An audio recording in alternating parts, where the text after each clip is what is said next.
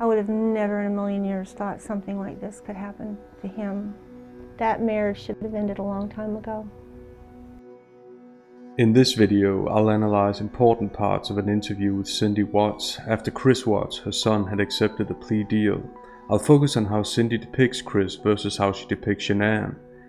Linguistically, these depictions reveal a lot about Cindy's personal opinions and thought patterns. My primary method is narrative analysis, so I'll first spend 1 minute introducing 2 narrative concepts. And as always, if you find this video informative, please hit the like button and subscribe. It helps me out when you do that. Let's begin. As human beings, we tell narratives about what we experience, think or feel, much like in movies. There are good guys and bad guys, or good things and bad things, and there's a meaning behind our words. This is where narrative form and narrative function come into play. There are at least 2 elements associated with each category. The first narrative form element is characters. There's the protagonist, the hero, or the person we're supposed to empathize with, and there's the antagonist, the enemy, or the person who possesses undesirable traits and is standing in the protagonist's way. The second form element is theme. Theme is the meaning of the narrative. These form elements serve 2 function elements: identification between the audience, the narrator, and the protagonist in the narrative, and persuasion. This is when the narrator taps into certain values and behavior in order to get the audience to emote. In the following, Cindy is the narrator. The characters are Chris and his family, including Cindy herself, versus Shanann and her family. Tell me about his childhood. Did he play sports? Was he in scouts? What kinds of things did He played sports. The question concerns Chris's childhood, and Cindy starts off telling about Chris's alleged good qualities. Loved sports. Loved sports. And he was a good kid. Cindy then modifies her response.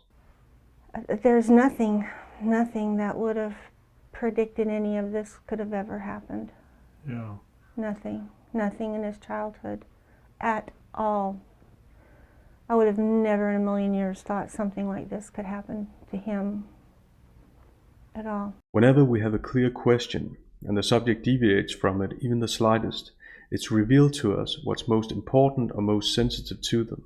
Notice that Cindy doesn't hold Chris accountable. First she says any of this, which is distancing language, since she's not specific about what this entails. She doesn't say murder or another specific word. Second, notice a way of phrasing it. Things happen to Chris. He's not the active agent, and she's making the situation about him and not the murder victims. She's overemphasizing her presumed lack of responsibility. In a million years is hyperbolic language, while nothing in his childhood linguistically acquits her and her husband. In the following, Cindy keeps describing Chris. You didn't see things like him getting into fights? Or... No fighting. He was quiet, and he got along with people, and he didn't start anything, and he was a perfect teenager, tell you the truth. He did not even rebel. As analysts, we expect the attributes assigned to one character in a narrative, in this case Chris, to be the opposite when describing his supposed resistance. Notice how Cindy reacts to the interviewer's next question about Shanann. When and where did he meet Shanann?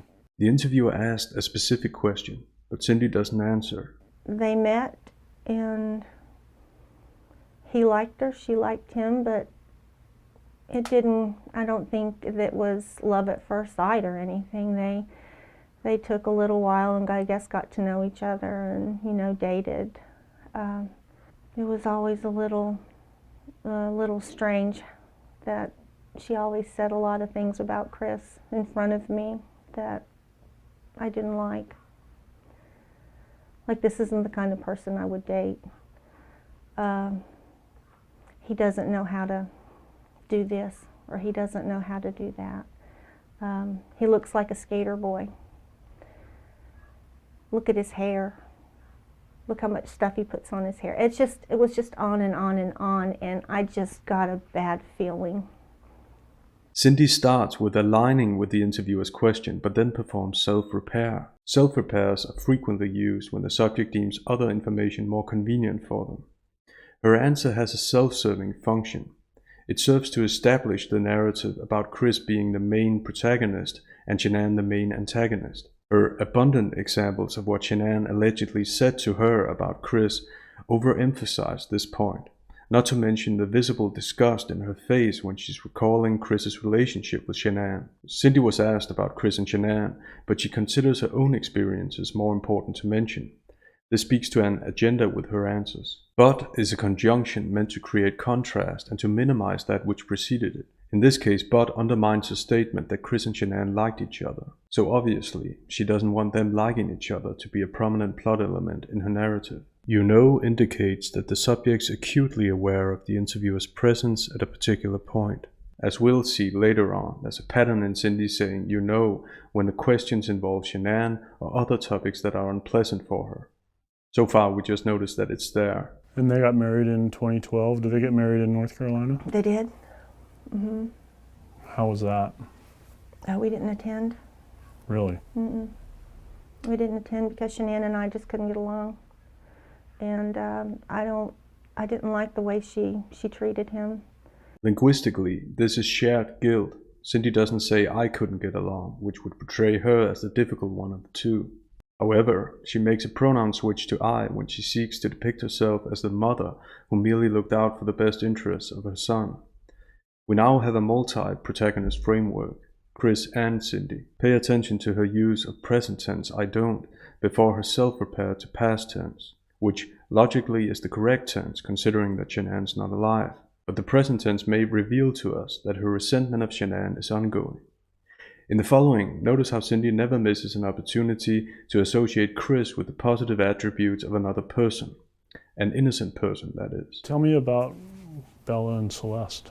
Oh, Bella was just like Chris. Just like him, shy, cautious, conservative. It breaks my heart to know that they're not here.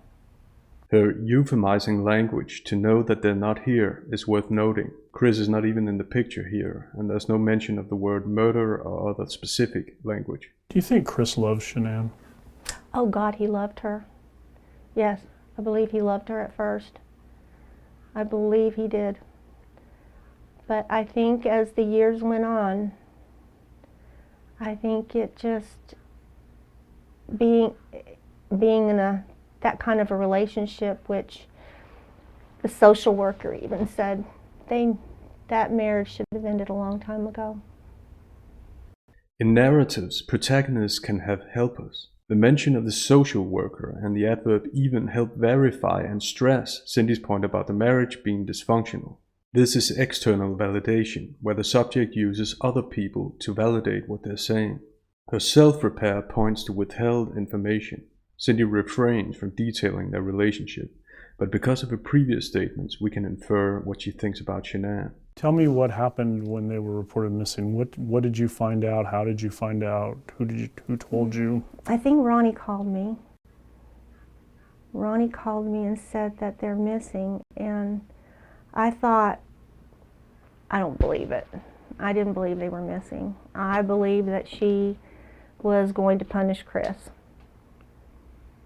She doesn't mention Shanann's name, it's just she. Beyond just distancing language, which it is, the fact that Cindy could have presupposed something like this tells us a lot about the depth of Cindy's resentment toward Shanann.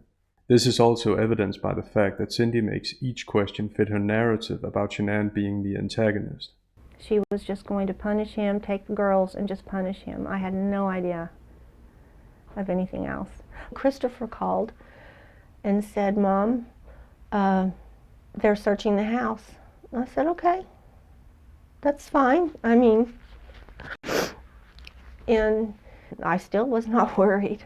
I was not worried. I just thought Shanann had run off with girls. 2 times she mentions her suspicion that Shanann had run off with the girls. The theme of Cindy's narrative is consistent. The details she gives about each character, Chris and Shanann, depict Chris as the cornered husband, a victim. Indirectly, Cindy speaks to motive here. She doesn't say that Chris acted the way he did because of Shanann's behavior, but she strongly insinuates it. leaving just enough pieces for the audience to put together the puzzle.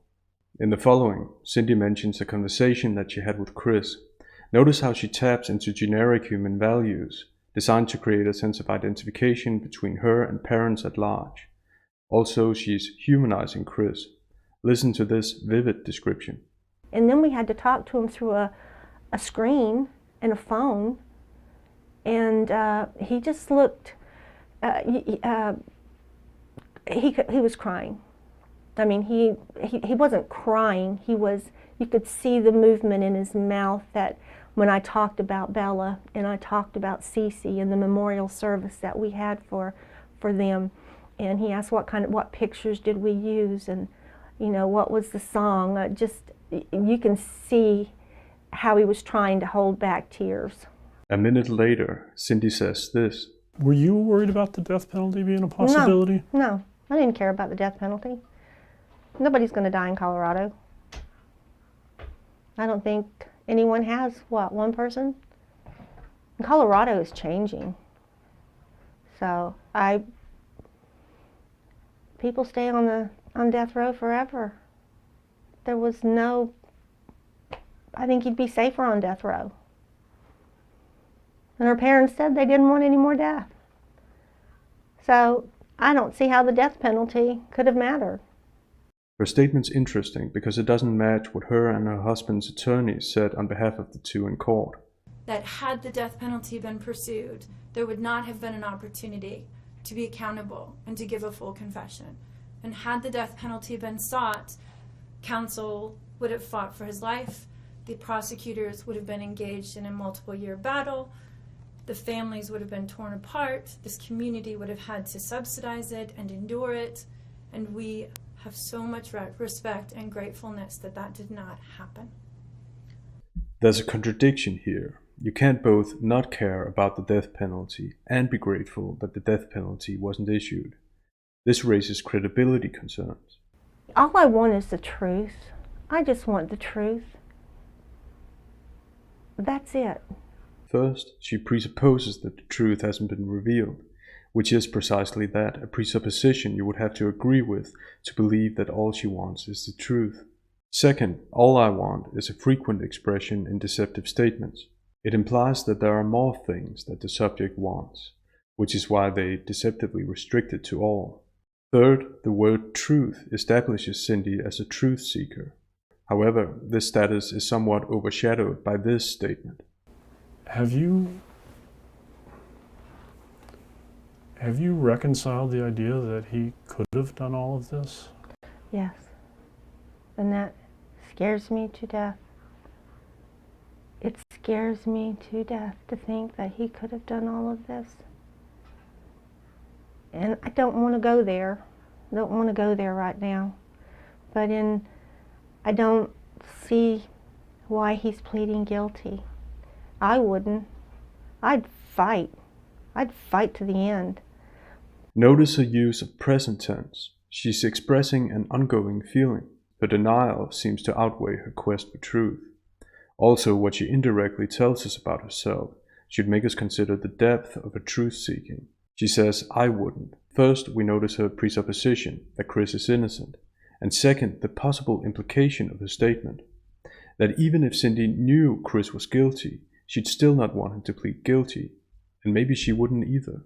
Finally, notice how the most logical conclusion, that Chris may not be fighting because he knows he's guilty, doesn't occur to her. So has she really reconciled the idea that he could have done it? Doesn't completely sound like it. But I don't know what was going through anybody's mind that night. It's Chris's mind that's in question here, but Cindy keeps distancing Chris from the murders. Anybody is a way of broadening the scope of suspects and things that could have happened. I mean, I feel too much. I mean, I definitely feel everything way too much and have a conscience that I just feel way too much. Humble brag brings attention to the very thing you allegedly criticize yourself for. It's unreliable self-criticism because it serves to present the humble bragging person in the best light possible. Feeling way too much is hardly something that anyone would consider a character flaw or blame a parent for doing considering the circumstances. So the reason for her mentioning this is best explained by narrative theory, that she continues attributing sympathetic qualities to herself as the protagonist in order to create identification. One of the most powerful functions of narrative is to generate in the viewer the understanding that I'm like him or her. Well, could you talk a little bit about some things we talked about yesterday? You said, I think your exact words were, he's not the psychopath next He door. isn't. He's not the sociopath next door. He's not the psychopath. He didn't kill little small animals. He didn't do any of these things. He was a good child. Cindy alludes to the MacDonald triad. The triad links cruelty to animals, obsession with fire setting, and persistent bedwetting past a certain age to violent and antisocial behavior. However, even though many studies have found these behaviors to be precursors, they don't have to be. There's a difference between correlation and causation. So Cindy's backing for her point is not a strong one. I didn't see anything. I didn't see anything that was abnormal about him, except he was socially awkward. He had trouble socializing, but so did I when I was younger. I think you learn that as you grow. She's excusing Chris's social awkwardness by pointing to herself. Previously, she told us that she wouldn't have pleaded guilty if she were in Chris's shoes. Cindy seems to understand the world and the people in it through her eyes to such a degree that she removes individuality from Chris and other people too. He just, I don't think he just had the right person at his side. I don't. That relationship was toxic from the very beginning. Again, Shanann's depicted as an obstacle in Chris's life. The adverb just minimizes Chris's responsibility and again discreetly speaks to motive. Even though Cindy's very concerned with saying that Chris couldn't have done it, she also leaves enough verbal hints to explain his actions, presuppose that he's guilty. She's ambiguous or double-tongued. What would you say to Shanann's family if you could talk to them? This is a 6-second pause, which in conversation analysis suggests that a problematic question has been asked. Compare this response time to her previous response time. I think your exact words were, he's not the psychopath next He door. isn't. He's not the sociopath next door. He's not the psychopath. Evidently, it's much easier for her to reject that Chris is a psychopath than to answer this question about Shanann's family. Let's make a judgment about the delayed response time after hearing the last 30 seconds of this interview. Listen to this. God, I'm so sorry this happened. For both our families, because we both lost everything. They lost a daughter, we lost our son. We lost our grandchildren. We all lost. Everybody did. And you'll never get it back. And they were precious. They were so, so precious. Overall, this is an insincere apology. Notice how unclear this what? This is distancing language. The verb happened doesn't hold anybody accountable. What's occurred here isn't just something that happens, but Cindy makes it sound like it. She says twice, which again indicates that she's acutely aware of the interviewer's presence. There's something about this particular topic that drives her to persuade the interviewer and us as the audience about what she's saying. Implicitly, she's showing us that this is a hard question for her to answer in the most convenient way possible. The delayed response time also points to this. She needs time to come up with a self-serving answer.